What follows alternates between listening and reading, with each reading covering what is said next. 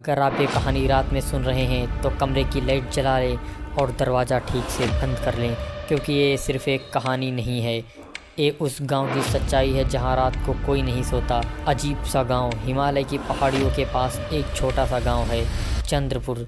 दिन में सब सामान्य लगता है, बच्चे खेलते हैं, औरतें बातें करती हैं, दुकानें खुली रहती हैं। लेकिन जैसे ही सूरज डूबता है पूरा गांव बदल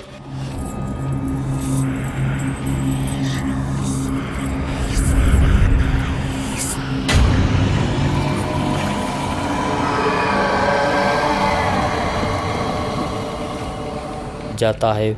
हर घर का दरवाज़ा बंद, हर खिड़की पर काला कपड़ा टंगा हुआ, सड़कें खाली और अजीब सा सन्नाटा।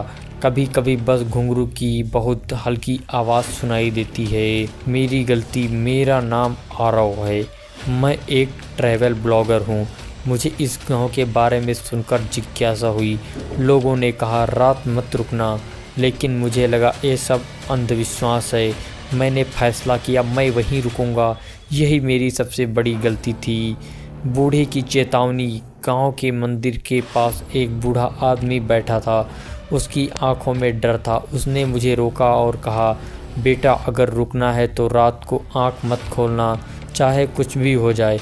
मैं हंस पड़ा। मैंने सोचा ये लोग बेवजह डरते हैं। रात के ठीक 12 बजे हवा अचानक तेज हो गई।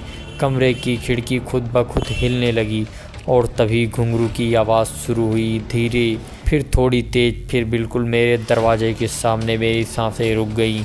किसी के चलने की आहट, लेकिन वो कदम ज़मीन पर नहीं छत पर थे।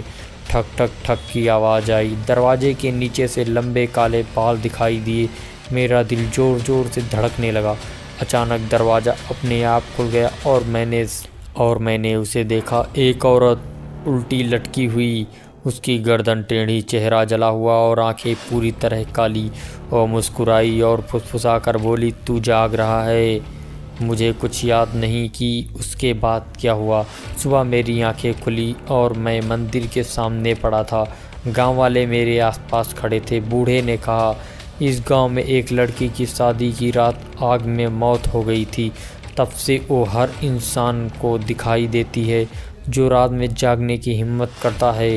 अंतिम मोड़ में उस गांव जो रात में जागने की हिम्मत करता है। मैं उस दिन गांव छोड़कर चला गया, लेकिन आज भी जो रात में जागने की कोशिश करता है उसकी हालत ख़राब हो जाती है। मैं उस दिन गांव छोड़कर चला गया, लेकिन आज भी जब भी आधी रात को घुंघरू की आवाज़ें सुनाई देती हैं, मुझे लगता है वो अभी भी मेरे कमरे के बाहर खड़ी है और इंतज़ार कर रही है कि मैं फिर से आंखें खोलूं। अगर आज रात आपको भी घुंघरू की आवाज़ सुनाई दे तो याद रखिएगा, आंख मत खोलना, दरवाज़ा मत खोलना। ऐसी ही डरावनी कहानियों के लिए चैनल को सब्सक्राइब करें। सन्नाटा स्टोरीज़ और अगली कहानी के लिए जो भी कहानी चाहते हैं कमेंट करें।